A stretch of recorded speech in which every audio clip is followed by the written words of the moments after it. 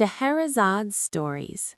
Tonight's story is about watching and being watched. I learned to leave places quietly.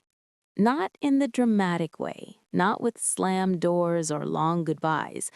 I just made myself smaller, packed early, chose words that didn't invite questions, walked away before anyone could ask why. That's how I survived most of my life. So when the door appeared at the end of a street I had walked 100 times before, I did what I always did. I tried to pass it. It was a narrow wooden door set into a brick wall between two old buildings, with no handle on the outside, no sign, no frame, just a rectangle of dark wood where there had never been anything before. I slowed down, then stopped. Rain tapped softly against the pavement. The street was empty, lit by a single flickering lamp. "This is new," I whispered. I stepped closer. The door had my name carved into it. Not printed, not scratched. Carved. Deep and careful. Mara. My breath caught. No one here knew me. I had moved to this city 3 months ago. New apartment, new job, no connections. I liked it that way. I reached out, then pulled my hand back. I didn't touch it. I turned around and walked away. I didn't run, but I didn't look back either. That night, I dreamed of corridors. Endless hallways with doors on both sides, each one whispering my name as I passed. I kept walking, faster and faster, until the sound became a storm. I woke up with my heart racing, and a message on my phone. You didn't open it. No sender, no number, just the words. The next day, the door was gone. The wall was solid again, like it had always been. I stood there for a long time, touching the bricks, feeling foolish. It had to be stress, imagination, a trick of light. But the message was still on my phone. That evening, another one appeared. You never do. I deleted it. The screen went blank. 5 seconds later, a new message popped up. That's why it keeps waiting. I turned the phone off. That night, the dreams came back. This time, I was standing in front of the door. It was open. Warm light spilled out. Inside, I could hear voices. People I recognized. People I had left. Someone was laughing. Someone was crying. And someone was calling my name, not in a whisper, but in a calm, steady voice. Mara, come in. I woke up before I could move. Over the next few days, I started noticing things. Doors. Not just any doors, closed ones. In the office, in the subway, in buildings I passed on my way home.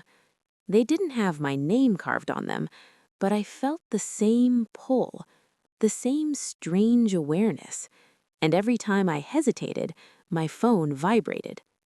You're thinking about it. You always stop here. You're about to leave again. It felt like something was following my thoughts, not my steps, my decisions. I stopped checking my phone.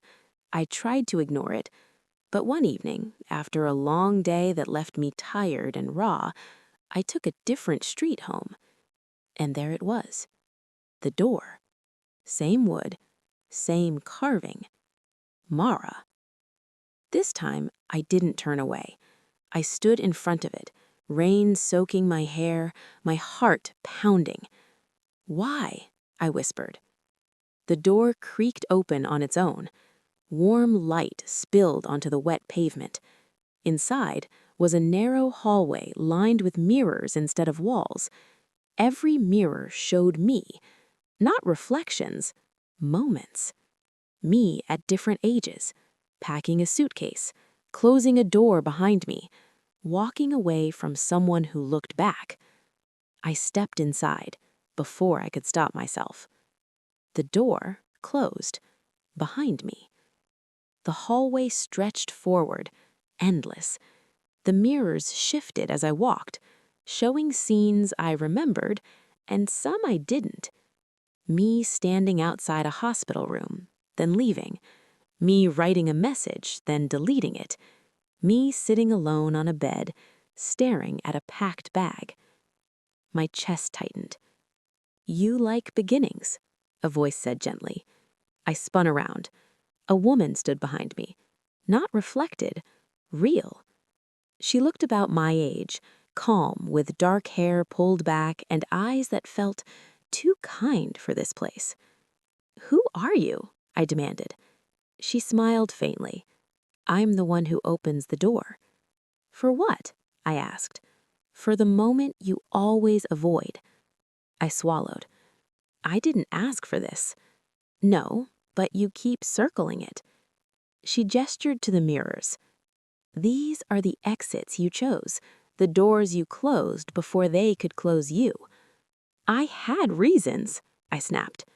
"I know. You always do." Her words hurt more than anger would have. "Let me go," I said. She tilted her head.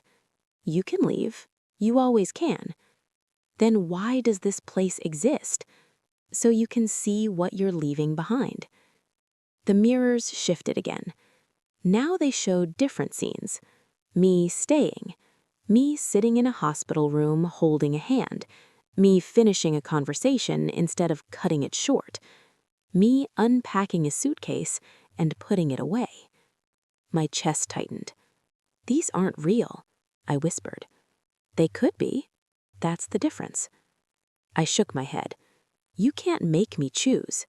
She smiled gently. "No, but you can't pretend you don't have one." She stepped aside, revealing 2 doors at the end of the hallway. One was plain and dark. The other glowed softly from beneath, warm light leaking through the frame. "You know which is which," she said. I looked at the dark one. It felt familiar, safe, quiet. The glowing one scared me. "What happens if I go through the dark door?" I asked. "You wake up, and you forget, and you keep running." "And the light?" I whispered. "You wake up, and you stay." I laughed weakly. "That's not much of a description." "It's enough," she replied.